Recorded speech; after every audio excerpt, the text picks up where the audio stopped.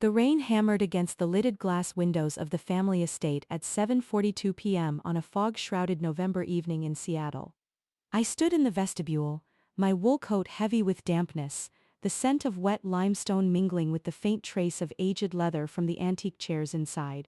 Water dripped from the eaves in rhythmic persistence, echoing the steady beat of my pulse, as I prepared to enter the mahogany-paneled study where the lawyer awaited. This was no ordinary gathering. This was the reading of my father's will, the final ledger in Victor Voss's empire of real estate acquisitions and calculated dismissals. I adjusted my briefcase, its contents a testament to my own discrete successes in supply chain logistics consulting, contracts I had negotiated for clients across continents, amassing a personal portfolio that rivaled the family's visible holdings. Yet here, in this ancestral threshold, I remained Elena Voss, the practical daughter, the one who fixed the leaks while others claimed the skyline. I stepped inside, the door creaking on brass hinges, and the warmth of the fire did little to dispel the chill that had settled in my bones. The room held the weight of generations, crystal decanters on sideboards, oil portraits of stern forebears glaring down. My stepmother, Lydia, perched on a velvet settee, her manicured fingers twisting a handkerchief, her eyes sharp with anticipation. My older brother, Marcus, lounged against the mantel, whiskey glass in hand, his tailored suit a mirror of our father's arrogance. And there, at the head of the long oak table, sat Mr. Harlan, the family attorney, his spectacles perched on a beak-like nose, stacks of documents arrayed before him like fortifications. We exchanged perfunctory nods, no embraces, no condolences. Victor Voss had died 2 weeks prior from a sudden cardiac event during a board meeting, fitting given how he had always prioritized deals over heartbeats. I took my seat at the far end, the leather chair cool against my back, and Harlan cleared his throat, commencing the proceedings with the precision of a metronome. He began with the expected divisions: the waterfront penthouse to Lydia, valued at $4.7 million, complete with its private marina slip. The commercial properties in downtown Seattle, office towers generating $2.1 million annually in leases, went to Marcus, the golden child, the heir apparent who had never negotiated a single clause without my unseen input. Lydia's lips curved in satisfaction. Marcus raised his glass in mock salute. Then Harlan turned to me. To my daughter Elena, he read, his voice steady, I bequeath the warehouse on Pier 47. May she turn it into something useful, if she can. The words hung in the air, laced with the sarcasm that had defined my father's interactions with me. Pier 47, a dilapidated structure in the industrial district, rusted beams and cracked concrete, abandoned since the shipping downturn a decade ago. The family erupted in laughter. Lydia's tinkling, artificial, Marcus's booming, laced with cruelty. Perfect for you, Elena, Marcus said, his voice carrying just enough to ensure it wounded. The family fixer-upper. You can store all your little consulting gadgets there. Lydia nodded, adding, we always knew you'd get the scraps. It's what you're good at making do. I didn't scream. I didn't cry. I sat there, my hands folded in my lap, the rain's patter outside a counterpoint to the mockery within. Internally, I catalogued the betrayal. Not just the unequal distribution, but the public humiliation embedded in the will itself, a final dismissal from a man who had always viewed me as the load-bearing wall in his structure, essential but invisible. They assumed the warehouse was worthless, a joke inheritance worth perhaps $150,000 in scrap value. They didn't know. None of them did. In my profession, I had learned to audit assets, to uncover hidden revenues beneath neglected facades. This wasn't the end. This was the inciting entry in a new balance sheet. As the laughter subsided, Harlan slid the documents across the table. I signed where indicated, my pen steady, the ink flowing like a vein of resolve. Marcus clapped me on the shoulder as we rose, his grip proprietary. Don't worry, sis. If you need help selling that eyesore, I'll cut you a deal on the commission. I met his eyes, my expression neutral. Thank you, Marcus, I'll manage. I left the estate at 8:31 p.m., the rain now a torrent, my car's headlights cutting through the mist as I drove toward the city. The wipers swept in mechanical rhythm, mirroring my thoughts, structured, unyielding. I had built my career in the shadows of their empire, consulting on logistics for firms they courted as partners, securing deals that funneled revenue back to Voss Properties without their awareness of my role. My personal assets totaled $1.8 million in liquid investments, hidden in offshore accounts and high-yield bonds. But this inheritance? It demanded scrutiny. Drop a comment and let me know where you're listening from and what time it is for you right now. I'd love to know who's part of our community. I pulled into a 24-hour coffee shop on the outskirts of downtown, the neon sign flickering in the puddles. Inside, the aroma of dark roast enveloped me as I claimed a corner booth, my laptop screen illuminating the steam from my mug. I accessed the public records first, the warehouse deed, transferred to my name effective immediately. Then, delving deeper into county filings, I uncovered the first anomaly, a series of contracts attached to the property, dormant but not expired. Storage agreements with a major tech conglomerate for data center overflow, valued at $1.8 million over 5 years. Distribution leases with a pharmaceutical supplier, adding $1.1 million in renewables. And ancillary ground leases for adjacent lots, contributing $300,000 annually. Total, $3.2 million in enforceable contracts, all inheritable and transferable solely to me as the deed holder. They had laughed, but the joke was structural, foundational. Victor had undervalued it in the will to minimize estate taxes, assuming I'd sell it off cheaply to Marcus's shell company. Lydia and Marcus had likely conspired in the appraisals, forging assessments to inflate their shares. This wasn't mere oversight. This was fraud, wire transfers rerouted, signatures mimicked. I sipped my coffee, the bitterness grounding me. The betrayal crystallized, $450,000, siphoned from preliminary warehouse revenues into Voss family accounts over the past year, disguised as maintenance fees. I had the timestamps, the routing numbers, evidence. Before I continue, I want you to hit that subscribe button if you have ever been the invisible support in a family that took you for granted. You are not alone. I returned to my modest apartment in a mid-rise building overlooking the Puget Sound at 1:14 a.m. The city lights diffused through the rain-streaked windows. The space was Spartan, a single bedroom, a kitchenette with granite counters, and a desk where my dual monitors hummed to life. I shed my coat, the fabric pooling on the floor like discarded expectations, and brewed another pot of coffee. The machine gurgled, filling the air with its acrid promise as I settled into my chair, the laptop's glow casting shadows on the white walls. Alone now, I allowed the processing to begin. I was the practical one. I was the background character. In our family, roles were assigned with the rigidity of a corporate hierarchy. Victor as the CEO narcissist, Lydia as the compliant executive assistant, Marcus as the favored successor. And me?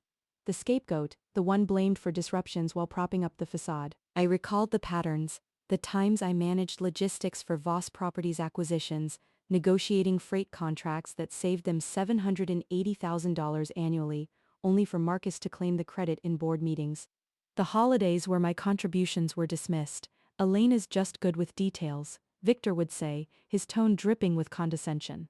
This wasn't a family, it was a business model, with me as the undervalued asset. I leaned back, the chair creaking under my weight, and stared at the ceiling's exposed beams, a reminder of my own structural integrity. Psychologists have a term for it. They call it a narcissistic family system. In such dynamics, the family operates as a single organism, with the narcissist at the head dictating roles to maintain control. The golden child receives unearned praise, inflating their entitlement. The scapegoat absorbs the blame, internalizing worthlessness to preserve the system's equilibrium. It's like a house built on unstable foundations. The load-bearing wall, the scapegoat, bears the weight invisibly until one day it's removed and the entire structure collapses. I had been that wall, tied to a stake like the elephant in the classic analogy, conditioned from youth to believe I couldn't break free, even as the chains grew illusory with age. Viewers, if you've felt this, know it's not your flaw. It's the system's design, and reframing it is the first step to demolition. Energized by this clarity, I initiated the evidence gathering. I pulled up the transaction history from the county's online portal, timestamps glowing on the screen. March 14, 2022, at 3:47 p.m., a wire transfer of $128,000 from the warehouse's escrow account to Lydia's personal holdings, labeled as consulting fees. April 22, 2022, 11:09 a.m., $92,000 diverted to Marcus's yacht maintenance fund, disguised as property upkeep.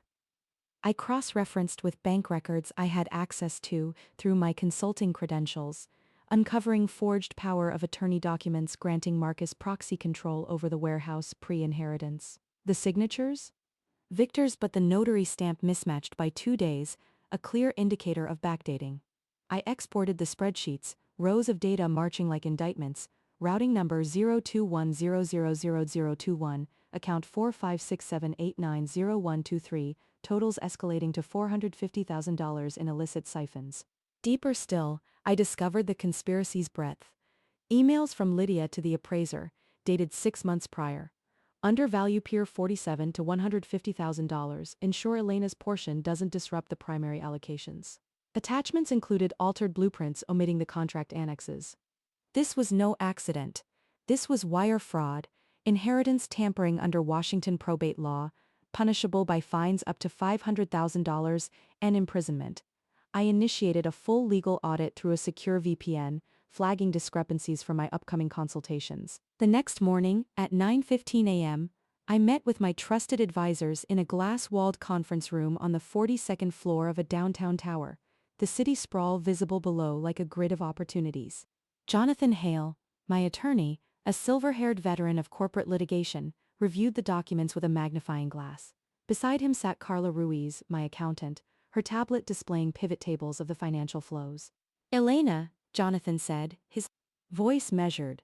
"This is textbook fraud.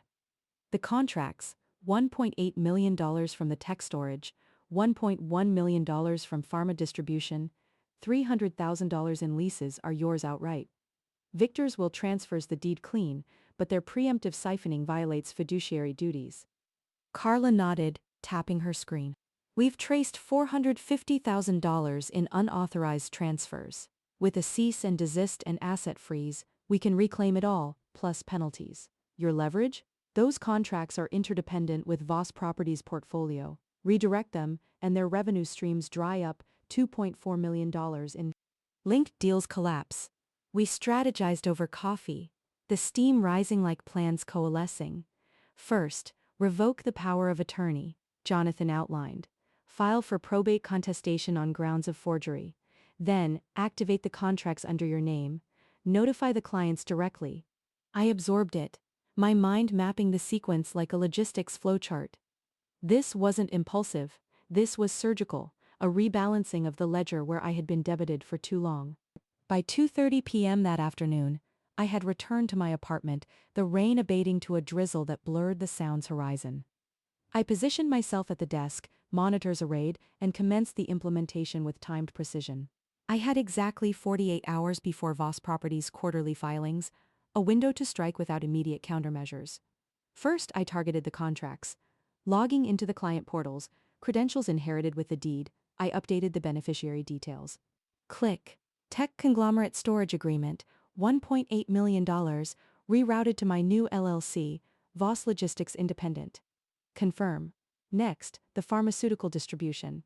$1.1 million, ownership transferred, notifications automated to their legal teams. Tap. Leases activated, $300,000 in flows directed to my accounts.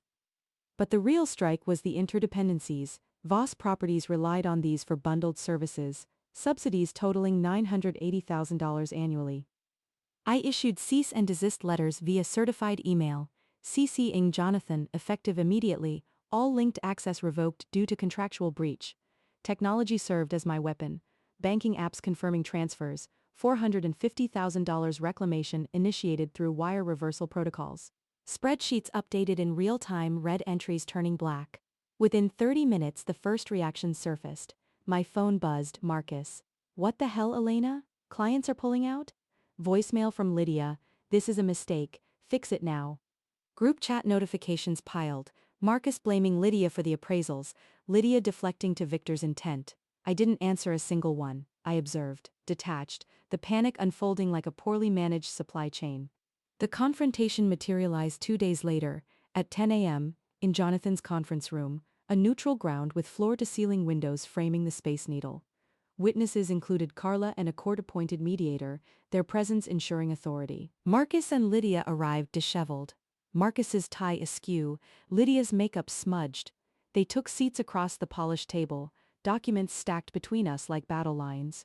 Elena, Marcus began, his voice edged with desperation. This is insane. Those contracts were meant for the family. You're destroying everything. Lydia interjected, pleading. We needed it more. You're stable on your own. I presented the evidence methodically, the spreadsheets projected on the wall, timestamps highlighted. March 14th, $128,000 siphoned. Forged power of attorney here? See the notary discrepancy? Jonathan reinforced. This constitutes wire fraud, Ms. Voss, civil suit pending, with criminal referrals to the DA. Marcus threatened. We'll sue you into oblivion. But his bluster cracked as Carla detailed the fallout. $2.4 million in lost revenues, asset freezes imminent.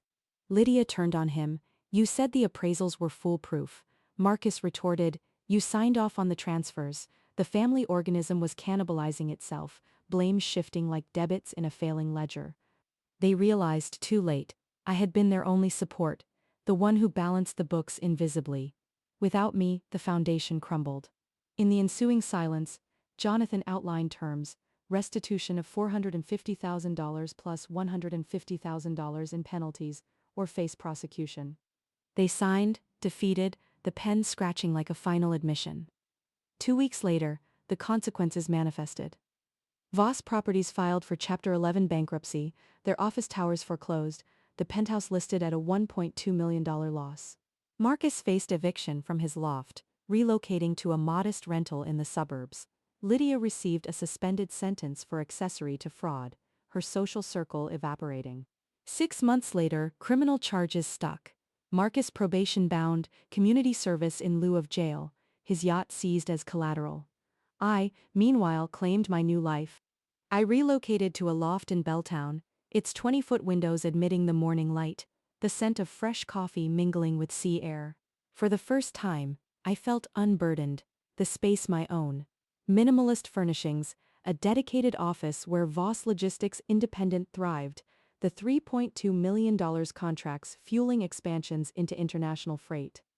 My younger half-sister, Sophia, long the glass child, overlooked in the chaos, came to live with me, her college tuition secured from reclaimed funds. We walked the piers at dusk, the warehouse now renovated into a hub generating $4.1 million annually under my direction. This wasn't revenge, it was a balance sheet correction.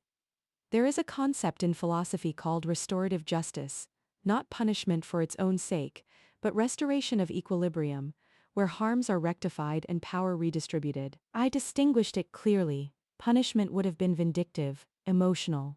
This was restoration, reclaiming what was debited unjustly. I didn't bankrupt my family, I just balanced the books. In the quiet evenings, psychological healing unfolded. I grieved the family that never was, but affirmed my choice. No more learned helplessness, no more scapegoat role. Trauma bonds severed, I emerged resilient. I had to become the villain in their story to be the hero in mine. If you've ever had to be the villain in someone else's story just to survive in your own, share this video, you are not alone. If you want to hear more stories about reclaiming your life, make sure you're subscribed.